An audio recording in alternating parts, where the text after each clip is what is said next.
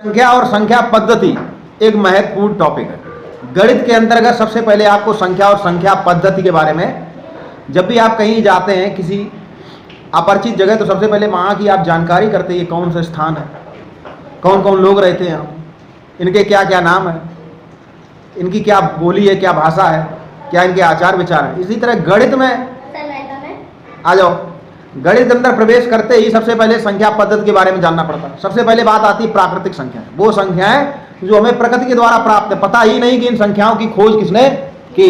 उसके बाद मनुष्य ने जीरो का ज्ञान किया, और जीरो का ज्ञान होते ही वो संख्या हो गई पूर्ण संख्याएं। लेकिन फिर हमें ऐसी संख्याओं की भी आवश्यकता पड़ी, जैसे कि टेम्परेचर जब जीरो से भी नीचे चला जाता है, तो हमें उस समय ऋणात्मक संख्याओं की खोज हुई। इनके मिलने से ये हो गए पूर्णांक।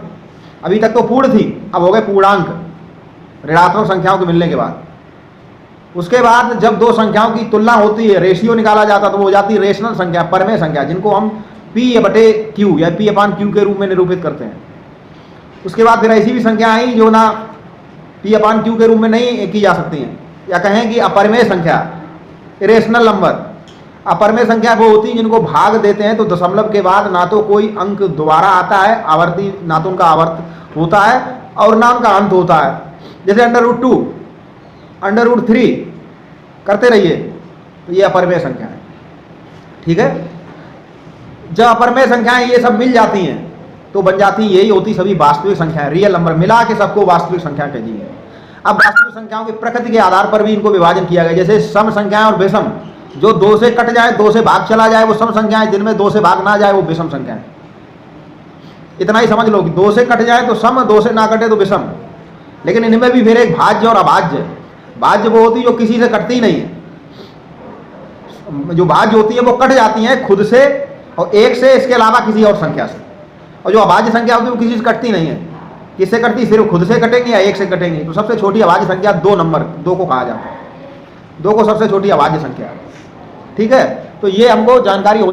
इसकी खोज प्रकृति ने नहीं की, प्रकृति में नहीं थी, ये बाद में हुई। तो ऋण 5 एक इंटीजर है, पूर्णांक है। ठीक है, ये समझ लीजिए। आरोही, आरोही का मतलब उतरते हुए, अवरोही का मतलब चढ़ते हुए। ठीक है, हाँ, तो ये हमको आना चाहिए। उसके बाद सबसे छोटी संख्या बनाना और सबसे बड़ी संख्या बनाना। तो आ जाए 2 अंकों की सबसे बड़ी संख्या, तो 9 से बड़ी संख्या बनती है, और छोटी अंक की संख्या 1 और 0 से बनती है। ठीक है, 2 अंकों की छोटी संख्या 1 और 0, 3 अंकों की छोटी संख्या 100, 4 अंकों की छोटी संख्या 1000, और जब बड़ी संख्या की बात करी जाएगी तो 2 अंकों की 99, 3 अंकों की 999, 4 अंकों की 9999। ठीक है, तो इस तरह ये है संख्या और संख्या पद्धति दी गई। उसके बीच में एक संख्या, परमेय संख्या निकालना। तो क्या करना है कि उन दोनों को जोड़ दो और उसमें 2 का भाग दे दो। 2 परमेय संख्या है, उनके बीच की परमेय संख्या निकालनी है। जैसे तुम्हें 0 और 1 के बीच में परमेय संख्या निकालनी है, तो 0 1 को जोड़ दो, बटे 2, 1/2। फिर 1/2 और 1 के बीच में निकालनी है, तो 1/2 और 1 को जोड़ दो तो हो गया 3/2, और फिर उसका आधा कर दो तो 3/4 हो गया। ठीक है, आई बात समझ में? हाँ, तो हम 2 संख्याओं के बीच में परमेय संख्याएं, 2 परमेय संख्याओं के बीच में परमेय संख्या निकाल सकते हैं। तो ये थी